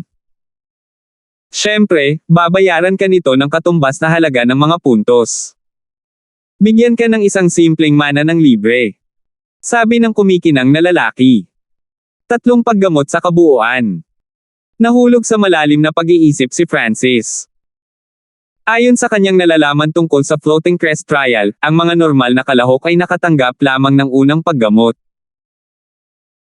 Kung tungkol sa record, hindi pa niya narinig ang tungkol dito ngunit para sa pangatlo, naalala niyang pinag-usapan ito ng unang elder may mga pagkakataong magkaroon ng mana sa paglilitis. Ang aking pinakamalaking bentahe ay ang pangalawang paggamot upang hilingin ang anumang bagay. Naisip ito ni Francis, ngunit kailangan muna niyang maunawaan kung paano ipagpalit ang kanyang mga punto. Nagsimulang lumabas ang impormasyon mula sa kanyang Floating Crest token. Una ay kung paano nakuha ni Francis ang kanyang mga puntos. 20 para sa pagpasa sa unang yugto. 30 para sa pagpasa sa ikalawang yugto. Tulad ng para sa ikatlong yugto, ito ay kinakalkula ng oras kung kailan nagsimula ang pagtugis. Ang una hanggang ika-10 araw ng pagtugis ay nagbigay ng 10 puntos para sa bawat araw. Sa makatuwid, nakatanggap si Francis ng 100 para sa unang round ng pagtugis. Nakumpleto lamang ito nina Francis, Balmond at Marsan. Ang ikalawang 10 araw ng pagtugis ay nagbigay ng 20 para sa bawat araw, na nagbigay kay Francis ng isa pang 200. Tanging sina Francis at Balmond lamang ang nakakumpleto nito na ang dating ay ang tanging tao na nakaligtas sa ikatlong round ng pagtugis. Si Francis ay nakaligtas lamang ng isang araw ng ika-4 na round bago pinatay ng Mountain Monster. Sa makatuwid, ang stage passing score ni Francis ay 720. Masyado ang performance score ko 1350. Tiningnan ito ni Francis ng mas detalyado. Bawat black metal monster na napatay ay nagbibigay sa kanya ng 100 at dahil si Francis ay pumatay ng 8, mayroong 800 points. Hindi man lang napatay ni Balmond ang isang halimaw. Nangangahulugan ito na mayroong hindi bababa sa 800 puntos sa pagitan namin at idinagdag sa katotohanan na siya ay tumagal ng mas maikli kaysa sa akin, mayroong isang puwang na hindi bababa sa 1,000. Isang ngiti ang nabuo sa mga labi ni Francis. Nangangahulugan ito na kahit na ang pangalawang pinakamahusay na kalahok ay may hindi bababa sa 1,000 puntos na pagkakaiba sa kanya. Pagkatapos ay nagsimulang maghanap si Francis ng impormasyon tungkol sa mga bagay na maaaring palitan. Peak Class Mortal Skill 80 puntos para sa isa. Peak Grade Mortal na Armas 100 para sa isa. Mababang uri ng espiritual na kasanayan 400 para sa isa. Mababang grado na espiritual na sandata 500 para sa isa. Ang mga bagay na tinitingnan ni Francis ay lahat ng nangungunang antas. Ang pinakamataas na kakayahan at sandata na maaaring palitan ng isang tao sa Floating Crest Trial ay Middle Class Spiritual Skills o Middle Grade Spiritual Weapons, na nangangailangan ng taong 1,500 at taong 2,000 na puntos ayon sa pagkakabanggit. Malinaw na hindi ipagpapalit ni Francis ang kanyang mga puntos para sa mga item na iyon. Pagkatapos mag-isip sandali, ginawa ni Francis ang kanyang desisyon, kunin ko muna ang simpleng mana. Ito ang pangatlong paggamot na malamang nawala sa ibang kalahok maliban kay Balmond. Okay. Sa sandaling sabihin ito ng lalaki, isang transparent na puting glow ng liwanag ang dumaloy sa katawan ni Francis. Ito ay isang mahiwagang aura na walang anumang malisyosong layunin. Sa kabaligtaran, ito ay mainit at mapayapa. Dumaloy ang liwanag sa kanyang dugo, buto at maging sa mental na enerhiya, ngunit pagdating sa Asher na liwanag sa loob ng kanyang kaliwang mata, nawala ang liwanag. Sa kasamaang palad, hindi ako makalikha ng perpektong mana para sa iyo. Ang landas na nababagay sa iyo ay ang enerhiya ng pag-iisip na kung saan ay ang kaluluwa. Halimbawa, ang mga ilusyon sa pag-iisip, mga predictor o kahit na summoner ng bangkay ay maaaring maging iyong forte. Bakit hindi ito malikha? Bahagyang nadismaya si Francis ang mungkahi ni Li Fuji ay kapareho ng mga unang elder. Ang Floating Crest Palace ay isang righteous ground of inheritance. Hindi gaanong nagsasanay sa paggamit ng mental energy, at ito ay itinuturing na bahagyang masama. Higit pa rito, ang iyong bloodline ay nagpapahirap sa paggawa ng isa na partikular para sa iyo. Siyempre, dahil nakuha mo ang Floating Crest Lightning Seal at mayroon kang ilang lightning skills bilang pundasyon, kaya kung ibigay ang pinakamahusay na Floritan's Crest ng Floating Palace sa iyo. Sabi ng kumikinang na lalaki. Okay. Tumango si Francis. Kahit papaano ay nakuha niya ang pinakamagandang mana ng Floating Crest Palace. Boom! Malaking enerhiya ang Dom Alloy sa isip ni Francis at lumiwanag ang buong bulwagan. Ilang sandali pa. Isang tore na may 3 palapag ang lumitaw sa isip ni Francis. Ang eksena sa unang palapag ay katulad ng Floating Crest Lightning Seal. Naglalaman ito ng kaliwanagan at mga paraan ng paggamit ng kidlat. Para sa ikalawa at ikatlong palapag ng tore, kulay abo ito at hindi nakapasok si Francis. Ang Lightning Inheritance ay nakatatak na sa iyong isipan. Sa Ascended Realm, ang unang palapag lang ang mauunawaan mo. Ang ikalawang palapag ay nangangailangan na ikaw ay nasa True Spirit Realm at ang ikatlong palapag ay nangangailangan na ikaw ay nasa True Lord Rank, ang ikatlong langit ng True Spirit Realm. Kung magagawa mong ganap na maunawaan ang imposible ng lightning na ito, na hindi mo kayang unawain ang lightning. Kontinente. Sabi ng kumikinang na lalaki. Ang lightning inheritance na ito ay talagang malakas. Ang True Spirit Realm ay nahahati sa 3 rank, ang True Human Rank, True Mystic Rank at ang True Lord Rank. Ang Elders ng Broken Moon Clan ay malamang na hindi pa nakakarating sa 2nd rank ng True Spirit Realm. Napaisip si Francis. Kasama sa Lightning Inheritance kung paano gamitin ang Lightning, Offense, Movement at Secret Techniques. Ang pamana na ito ay nangangahulugan ng lahat ng mga landas ng kidlat, ngunit matutunan lamang ni Francis ang mga sulok nito mula sa unang palapag. Kung lubos niyang mauunawaan ang first floor gayunpaman, ang mga normal na cultivator sa True Human Rank ay malamang na hindi niya kakampi. Pagkatapos ng mana, tinarget ni Francis ang pangalawang paggamot kung saan bibigyan siya ni Lee Fuji ng mga kahilingan ayon sa kanyang kakayahan. Ang una kong hiling ay maunawaan ang kasaysayan ng pusa at pumirma sa isang pet pack dito. Sabi ni Francis. Mahiwaga ang kasaysayan ng munting pos ang magnanakaw at walang ugnayan ang dalawa. Pagkatapos ng pagsubok, maaaring tumakas ang pusa anumang oras na gusto nito. Meow meow. Ikinaway ng maliit na pos ang magnanakaw ang mga paa nito sa mga balikat ni Francis, na nagpapahayag ng hindi kasiyahan nito. Paumanhin, kahit ako ay hindi alam ang kasaysayan ng mga pusa, ngunit alam kong napakakakaiba ng bloodline nito. Kung gagana man o hindi ang kasunduan sa dugo, depende ito sa kung gaano lumalaban ang pusa pati na rin ang lakas ng iyong linya ng dugo. Sinulyapan ng kumikinang na lalaki ang munting pos ang magnanakaw at umiling. Sabihin sa akin kung paano lumikha ng kasunduan at tulungan akong magtagumpay. Handang subukan ni Francis. Ang kumikinang na lalaki ay tumango sa kanyang ulo, magkakahalaga ito ng 200 puntos. Pagkatapos noon, sinabi niya kay Francis kung paano gumawa ng pet blood pack. Ang kumikinang na lalaki ay nakatayo sa gitna kasama si Francis at ang maliit na pos ang magnanakaw sa magkabilang gilid. Ayon sa mga kinakailangan, ang magkabilang panig ay kailangang maglabas ng ilang patak ng dugo. Matapos iyon, ang kumikinang na lalaki ay nag-swipe ng kanyang kamay at ang dugo ay bumuo ng isang kakaibang larawan sa kalagitnaan ng hangin. Bahagyang napaawang ang bibig ng maliit na magnanakaw na pusa at hindi ito nanlaban. Alam siguro nito na kahit lumaban pa ito, walang magagawa.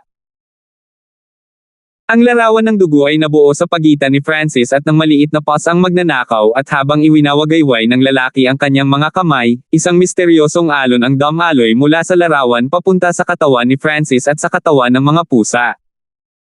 Hindi nagtagal, naramdaman ni Francis ang maliit na pos ang magnanakaw. Nagtagumpay ito. Bahagyang nagulat si Lee Fuji at tumingin siya sa maliit na pos ang magnanakaw ng matalim na sulyap. Hindi niya akalain na magiging maganda ito para kay Francis. Ang kasunduan sa dugo ay nangangahulugan na ang maliit na pos ang magnanakaw ay opisyal na magiging alagang hayop ni Francis at magiging restricted. Nagulat din si Francis na hindi lumaban ang pusa. Sa halip, may nakakaalam ng ngiti sa mukha nito. Ang pangalawang hiling ko ay matutunan ang kasaysayan ng Yin Shadow Cloak at malaman kung ito ay maayos o hindi at kung gayon, paano. Hindi nagtagal ay sinabi ni Francis ang kanyang pangalawang hiling. Ito ay isang sinaunang kayamanan na maaaring magpabilis ng isang tao at magtago ng aura ng isang tao. Ito ay isang inheritance treasure, at ang potensyal nito ay hindi pa ganap na na-unlock. Para sa iyo, ang halaga nito ay 10 beses na mas malaki kaysa sa isang spiritual grade weapon. Nakangiti si Li Fuji habang nagpapaliwanag. Tuwang-tuwa si Francis sa sagot. Maaaring gamitin ng mga inheritance treasure ang nasa Ascended Realm at True Spirit Realm. Ang mga ito ay mga item na maaaring lumaki habang lumalakas ang gumagamit malinaw na hindi isang bagay na maaaring ihambing ng isang espiritual na sandata. Depende sa lakas ng gumagamit, ang kapangyarihan ng balabal ay ang pagkakaiba. 172. Ayon sa alam ni Francis, si Balmond lang ang may swerte at nakatanggap siya ng inheritance treasure, ang gold, green shirt. Ang mga kayamanan ng mana ay hindi nangangailangan ng mataas na paglilinang, ngunit ang salitang mana ay nangangahulugan na kakaunti lamang ang mga tao ang maaaring gumamit nito. Dagdag ni Li Fuji. Naunawaan ni Francis ang ibig niyang sabihin. Halimbawa, kailangan ng Yin Shadow Cloak ang kanyang bloodline power. Kung wala siyang bloodline power, hindi man lang niya ito mabubuksan. Kung hindi naaabot ang ilang mga kinakailangan, kahit na ang mga nasa True Spirit Realm ay hindi magkakaroon ng maraming gamit para sa inheritance treasures. Pagkatapos noon, sinabi ni Li Fuji kay Francis kung paano ayusin ang Yin Shadow Cloak. Upang ayusin ang balabal na ito, kailangan mo ng Grandmaster Blacksmith at ang panday ay kailangang nasa True Spirit Realm man lang. Mayroon ding ilang mahahalagang mapagkukunan na halos wala na ngayon sa kontinenteng ito. Maaari kong ibigay ang karamihan sa mga ito sa iyo, ngunit ang mga puntos na kailangan ay mas mataas kaysa karaniwan. Sabi ni Li Fuji. Magkano? Tanong ni Francis. Ang pagsagot sa iyong tanong ay nagkakahalaga ng 200, at ang mga mapagkukunan ay nagkakahalaga ng 500, na umaabot sa kabuoang 700. Sagot ng kumikinang na lalaki. Okay, palitan. Sumang-ayon si Francis nang walang pag-aalinlangan. Ang mga kayamanan ng pamana, lalo na ang mga may kakayahang hindi makita, ay mas mahalaga sa kanya kaysa sa isang espiritual na sandata. Kailangang malaman ng isang tao ang isang normal na spiritual grade na armas ay nagkakahalaga lamang ng 500, ngunit wala itong silbi para kay Francis bukod sa ibigay ito sa clan at pagtanggap ng ilang iba pang mga item bilang kapalit. Mayroon ka pa ring 1670. Ipagpapalit ko sila ng isang mababang klaseng spiritual na sandata, 2 spiritual class skills, 4 na peak mortal class skills, 8 high class mortal skills. Walang ekspresyong tinawag ni Francis ang isang hanay ng mga item. Karamihan sa kanila ay mga kasanayan at ang isang spiritual grade na sandata ay upang maakit ang lahat ng atensyon. Ang lahat ng mga kasanayang ito ay naglalaman ng isang tiyak na tanawin sa loob ng mga ito, kung saan maaaring makuha ang kaliwanagan. Binuksan ni Francis ang kanyang kaliwang mata at kinopya niya ang lahat ng mga kasanayan sa dimensyon ng kanyang kaliwang mata. Kaya naman, hindi siya malulungkot kapag ibinigay niya ang lahat ng kakayahan sa clan. Broken Moon Clan. 48 araw ang lumipas mula nang magsimula ang pagsubok at karamihan sa mga kalahok ay umalis sa loob ng isang buwan. Mula nang matalo ni Balmond ang 1,000-year record, tumahimik na ang lahat. 5 tao sa True Spirit Realm ang nakaupo sa labas ng Floating Crest Palace. Sa nakalipas na ilang araw, nagkaroon ng bagyo sa loob ng clan. Ang mga kalahok sa henerasyong ito ay tumaas ng malaki sa lakas. Ang pinakamalaking pagbabago sa lahat ay ang posisyon ng mga core na disipulo. Sa nakalipas na ilang araw, ang ranggo ng mga core na disipulo ay kapansin-pansing nagbago. Una, nakapasok si Marcin sa 6th Sky at kinuha niya ang titulong Head Disciple. Ang orihinal na Head Disciple ay lumampas sa limitasyon ng edad na 30 at hindi na siya isang disipulo. Pagkatapos ng lahat, ang clan ay hindi patuloy na itaas ang nakababatang henerasyon. Pagkatapos nilang maabot ang isang tiyak na edad, gagawa sila ng mga gawain para sa clan. Gayunpaman, hindi naghintay si Marcin hanggang sa umalis ang orihinal na head disciple. Natalo niya ang huli, na nasa 6th sky, sa isang laban. Bukod kay Marcin, Balmond, Roldan, Rina at kasamahan. Naging maayos ang lahat. Ito ay lalo na para kay Balmond. Tila, nakatanggap siya ng isang misteryosong pamana sa pagsubok at nang siya ay lumabas, ang kanyang paglilinang ay nasa tuktok na 4th sky. 3 araw ang nakalipas. Tinalo ni Balmond si Xander, na orihinal na nirerango sa ikalawa. Sa laban na ito, ipinakita ni Balmond ang kanyang dominasyon at tinalo ang core disciple sa 5th sky. Bukod doon, sina Roldan at Rina ay parehong naging 5th at 6th core disciples ayon sa pagkakabanggit. Maging sina Fulton at Rochelle ay parehong nakaabot sa peak 3rd sky at mayroon silang kakayahan na hamanin ang core disciples. Ngunit sa ngayon, naghihintay sila ng tamang sandali.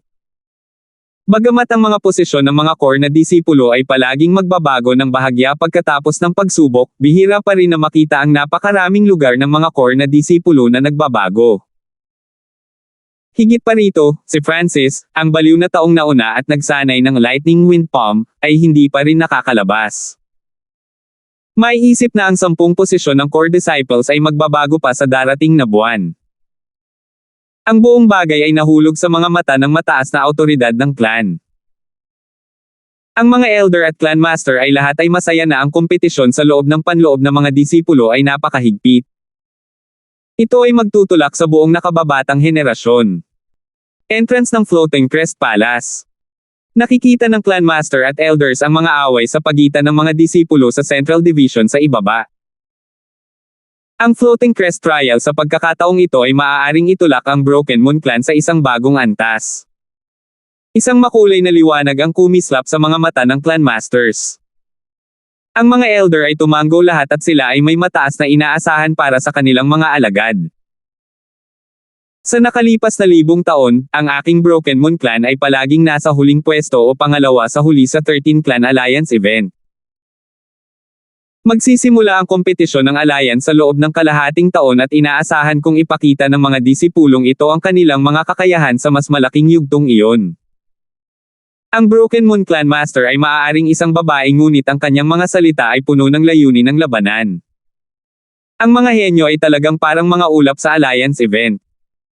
Ito ang pagkakataong madagdagan ang kanilang kaalaman, ngunit bago iyon, ang 3 Clan Party, kasama ang Silver Moon Clan at Ling Moon Clan ay nalalapit na.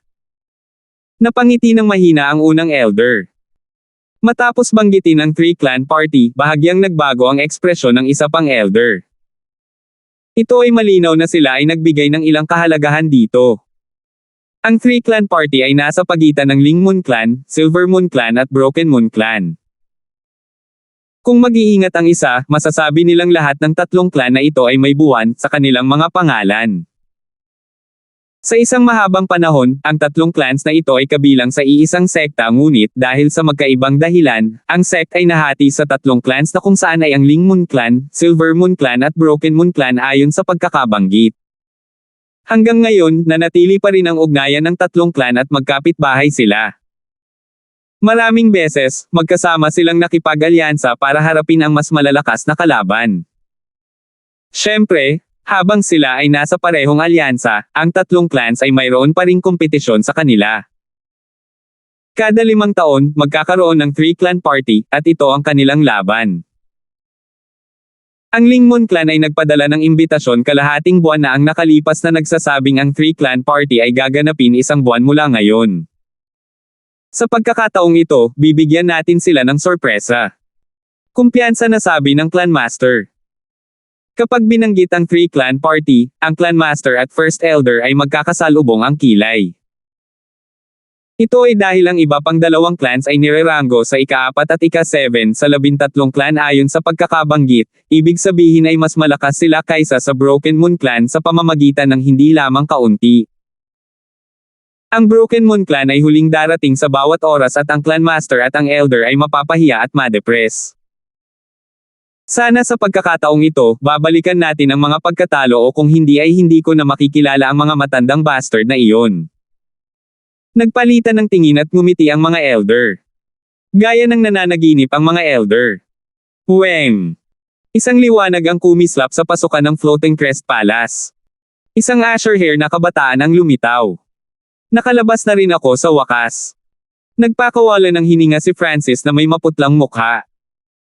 Kinopya niya ang lahat ng mga kasanayan, gumugol ng malaking halaga ng enerhiya. Ang biglaang paglitaw ng figure ay nagpabalik sa 5 sa True Spirit Realm mula sa kanilang pagkatulala. Nang mawala ang liwanag, natagpuan ni Francis ang 5 pares ng mga mata na nakatitig sa kanya. Masamang bunso, nakaalis ka na sa wakas. Lumuhad ka at ipagtapat ang iyong mga kasalanan. Inilabas ni Elder Mace ang galit na nakatago sa kanyang puso. Francis, alam mo ba ang iyong mga mali? Bulalas ng Master na may lamig sa kanyang mga mata. Nakakunot din ang mga kilay ni Lola Rochelle at wala rin siyang magandang impresyon kay Francis. Dahil sa aura ng True Spirit Realm, nahihirapang huminga si Francis. Sa sandaling ito, boom! Ang Floating Crest Palace ay biglang yumanig at ang kidlat na nakapalibot dito ay nawala ng higit sa kalahati. Isang malakas na arko ng kidlat pagkatapos ay tinangay ang lahat. Nagsara na ang Floating Crest Palace. Bulalas ng unang elder habang hawak niya si Francis at lumapag sa Central Division sa ibaba. Kiyo kiyo kiyo. Ang Clan Master at iba pang mga elder ay bumagsak lahat sa lupa. Ang paggalaw ng Floating Crest Palace ay nakakuha ng atensyon ng maraming miyembro ng clan. Lumabas na ba ang lalaking iyon? Brat na nagngangalang Zhao, maghintay para harapin ang galit ng lahat. Marcen, Balmond, Roldan at kasamahan. Lahat ay may iba't ibang reaksyon. Sa loob ng isang madilim na bulwagan sa loob ng clan. Natapos na ang paglilitis. Hindi makakatakas ang batang iyon sa parusa ng clan. Isang malamig na boses ang narinig sa hall.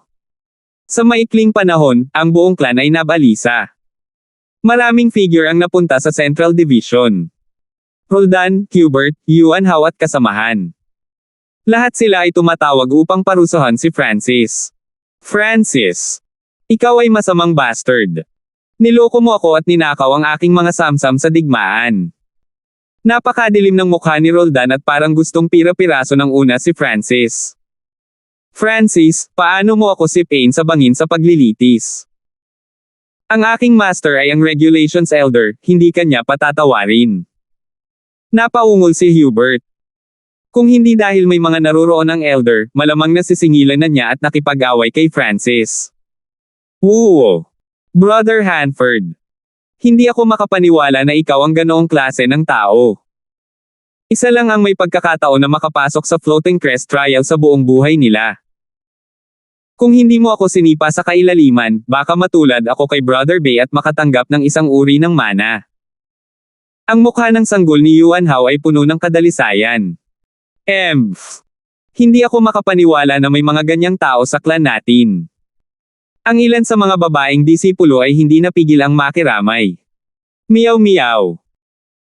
Isang maliit na kulay abong pusa na kasing laki ng palad ang tumalon sa balikat ni Francis at tumingin ito sa mga tao gamit ang mga mata nitong itim na hiyas. Ang cute ng pusa. Nagliwanag ang mga mata ng ilang alagad na babae. Ang pasang iyon ang nanloko sa akin. Agad na nagalit si Balmond nang makita niya ang maliit na pasang magnanakaw.